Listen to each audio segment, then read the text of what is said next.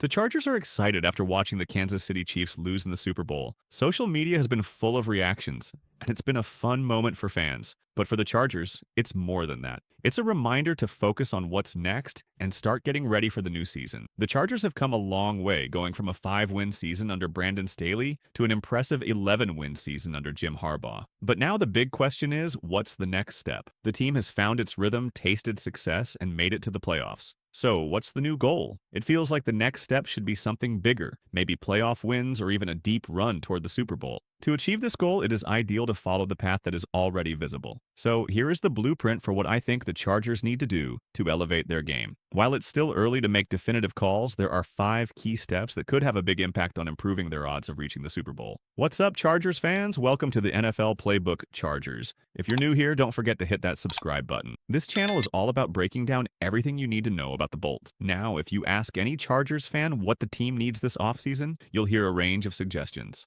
A wide receiver, interior offensive line help, or a tight end, just to name a few. And all of those are valid points. The Chargers have several areas where they can strengthen their roster, but this offseason feels different. Reflecting on last season, Joe Hortiz did a phenomenal job with the draft, adding several starters to the roster. The combination of cap space, draft capital, and an already solid foundation gives the Chargers the firepower to make significant moves. So what should they do with all these resources? Well, that's where the plan begins. Step number 1 is get a wide receiver. For this position, we have 2 solid options, DK Metcalf and T. Higgins. But targeting DK Metcalf instead of T. Higgins, the team has more resources to address other areas of need, whether it's adding depth to the offensive line, bolstering the defense, or even securing another playmaker. Here's why DK Metcalf makes sense. First, he's durable. Aside from a few games this past season, he's consistently available, a must for any contending team. Second, his physicality and playstyle fit perfectly. As a proven WR1, pairing him with Lad McConkey could create a dynamic, unstoppable duo. His ability to stretch the field and make tough catches would elevate the offense. Finally, the cost. While T. Higgins is great, his contract might strain the budget. DK's deal, likely in the low to mid $20 million range, offers flexibility to strengthen other positions too. So, step 1 in this blueprint is clear. With this cornerstone in place, we can start looking at the other areas where the Chargers can improve. The rest of the offseason plan builds off this first critical step. Let's keep this momentum going as we dive into the next moves the team should consider. Next, we need protection for Justin Herbert, so a solid linebacker is the second need. The Chargers need to prioritize this position because their ability to protect Justin Herbert and establish a dominant run game is crucial for postseason success. Adding Trey Smith to the Chargers roster would instantly elevate the offensive line to one of the league's best. Smith's skill set fits perfectly into what this team is trying to achieve. He's a road grader in the run game and solid enough in pass protection to give Herbert the time he needs to make big plays. Now, the reason DK Metcalf's more team-friendly cap hit works so well here is that it allows the Chargers to confidently pursue Smith without feeling too tight on the budget. Trey Smith is expected to command top-tier guard money, likely in the range of $14 to $16 million annually, which is a significant investment, but it's one the Chargers can and should make. Now, moving to the third step, adding a defensive tackle, and no one is better than Milton Williams.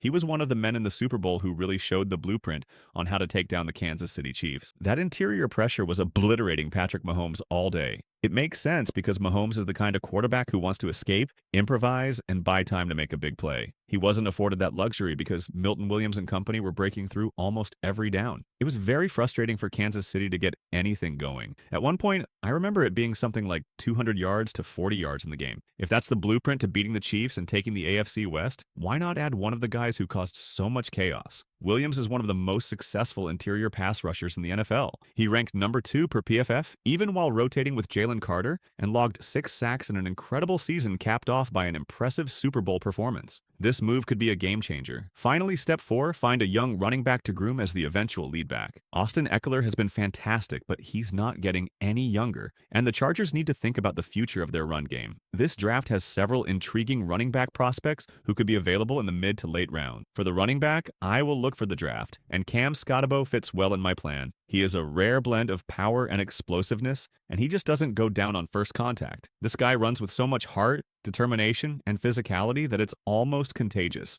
Watching him barrel through defenders while maintaining excellent balance and burst is just a treat for any football fan. If the Chargers pick him up in the 3rd round, they'd be getting a back who could provide immediate production while also grooming him to take over as the lead back in the future. So, guys, what do you think? Do you believe this formula can help the Chargers to become the next big thing in the NFL? Share your thoughts in the comment section.